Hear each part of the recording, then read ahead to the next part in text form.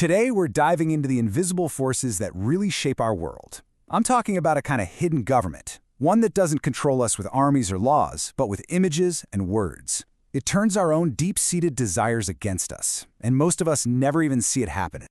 So let me just ask you a quick question. Do you really, truly believe that the thoughts you have are actually yours?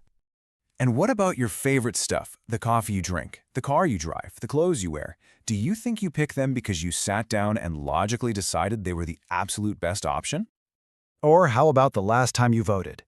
Did you really cast your ballot after a careful, rational breakdown of all the policies? Well, if you answered yes to any of that, I've got some news for you. You're wrong. Your desires, they were manufactured. Your opinions, they were practically scripted. Your whole reality was engineered by one man who figured out how to hack the human mind on a massive global scale. And he didn't call it brainwashing or manipulation. No, he gave it a much friendlier name, public relations. So let's meet the guy who started it all. His name was Edward Bernays. And get this, he was the nephew of Sigmund Freud, the father of psychoanalysis. Bernays basically took his uncle's ideas about our subconscious minds, that deep, messy part of us that's all about fear, sex, and status, and he turned them into a weapon. He realized this one fundamental truth. We aren't rational creatures. We're emotional. We're driven by feelings, not facts. And this is where he came up with his core idea, something he called engineering consent. And the key here is that it's not about forcing anyone to do anything. It's way more subtle. It's the art of making the public, or the herd as he called them, demand the exact thing you want them to do, all while they're patting themselves on the back, thinking it was their own idea. This slide just lays it out so perfectly. Before Bernays, if you were selling a car, you'd talk about the engine, the horsepower, all logic. Bernays said, forget the engine, sell the feeling of being a man, the feeling of power that car gives you. See the shift? Don't sell a war because we need oil, sell a war to spread freedom and democracy. Don't sell the product, sell the feeling. And that changed everything. Okay, so that's the theory. But what does this look like in the real world? Let's get into two of the most incredible and honestly, kind of scary examples. All right, picture this. It's 1928. The American Tobacco Company has a major problem. They're missing out on literally half their potential customers because it was considered taboo, even trashy, for women to smoke in public. So Bernays gets to work. He finds out that cigarettes are basically a symbol of male power. So here's his genius move. During the massive Easter Day parade in New York City, he hires a bunch of glamorous high society women. On his signal, they dramatically pull out cigarettes and light up together.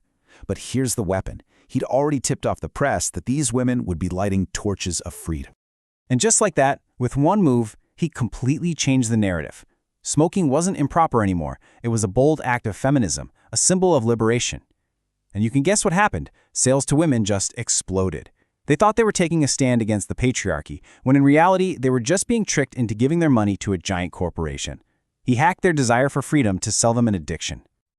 But selling cigarettes was just the beginning. In the 1950s, the United Fruit Company was getting nervous. The democratically elected leader of Guatemala wanted to give land back to the peasants, which would slash their profits. So they called Bernays. He didn't run ads about how great bananas are. No, he sold fear. He launched this huge fake news campaign across America, creating fake experts and phony news outlets, all to paint Guatemala as a communist threat, a Soviet puppet right on our doorstep. The American public freaked out, and that public pressure led directly to a CIA-backed coup that kicked out the elected leader and put in a dictator who would play ball. All of that to protect corporate banana profits. Now you're probably thinking, wow, that's crazy, but that was ages ago. Well, the thing is, Bernays' playbook is more powerful and more prevalent today than ever before. You see it every single day. Just do me a favor, pull out your phone and look at your social media feed. Ask yourself, why do you want that specific watch or that trip to that one specific place? Did you research it and decide it was what you needed? Or did you see an influencer, a modern-day independent expert, tell you that it would bring you happiness or status or belonging? That is Bernays. Now, stay on your phone, look at the news. Why are you suddenly furious at that group of people over there?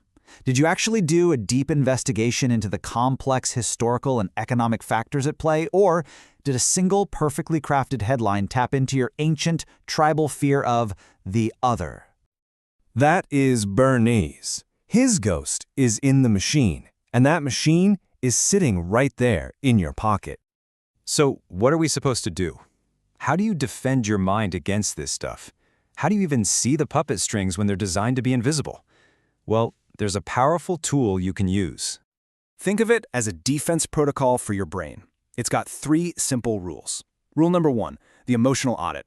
Anytime you see something online that makes you feel a really strong emotion, like rage or fear or even intense pride, just stop. That's a huge red flag, because emotion is the off switch for critical thinking.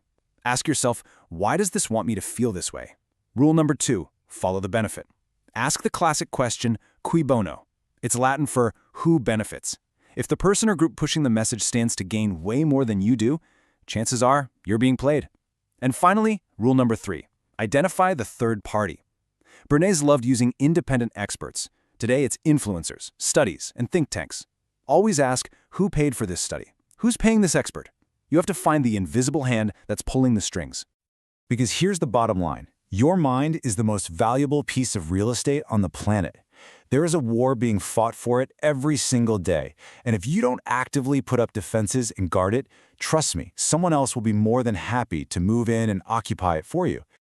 But, Bernays was just trying to sell you things or ideas. What happens when the goal isn't just to influence you, but to completely shatter your personality and rebuild you from zero? What happens when it's the government itself trying to hack the human brain, using things like LSD, hypnosis, and psychological torture? Well, that is the story of Project MK Ultra.